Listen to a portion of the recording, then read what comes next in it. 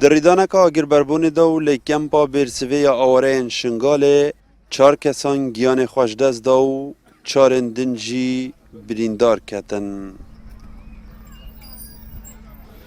دمان ریدان دا 3 زاروک دناوا وی خیمه دا نوستی بوینه. یک جوان کو کور بویا جبال دایی که خواه هاتیا قرطال کرن. دو اندیجی کو کرو کچک بوینه دما کو باب وان حول رزگار کرنا وان دایا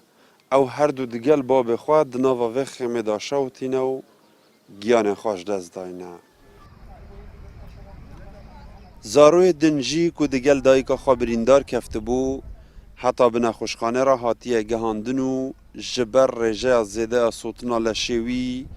دبن چراسریان دا گیان خوش دست دا. بابه کو گیان خوش دست دایی بناوه خالد الیاس ده جی سو 1 سالی دا بو هر 3 زاروک نوی جی ده جی 7 سالی و 10 و 11 سالی دا بون.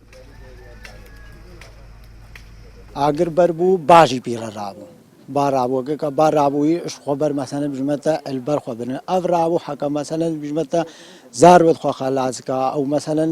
مقاربه وان خلاص کا او اوجي خلاص به وين نشيا وان خلاص بكمان كده مثلا اگر بربو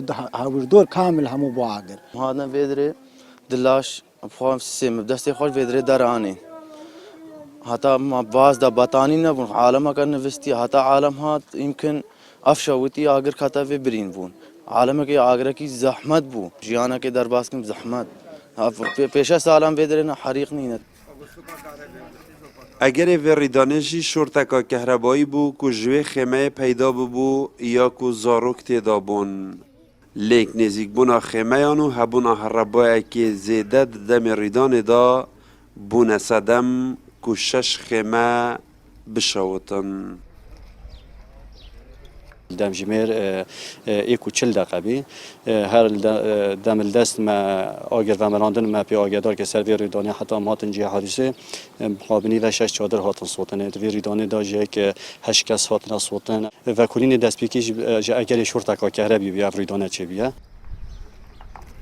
جدست نبونا ترمبیلو بنگهن آگر و مراندن دناف کمپن آوریان دا هر دم زیانم بویرن آگر بربونه مزنتر دبن. برنگ و ریدانه کو تیدا 4 کسان جی 1 خیزان بابو 3 زارویان گیان خوش دست داو دایک جی دیگل 3 کسین دی بریندار کتن. اسلام یوسف کردستان 24 زاخو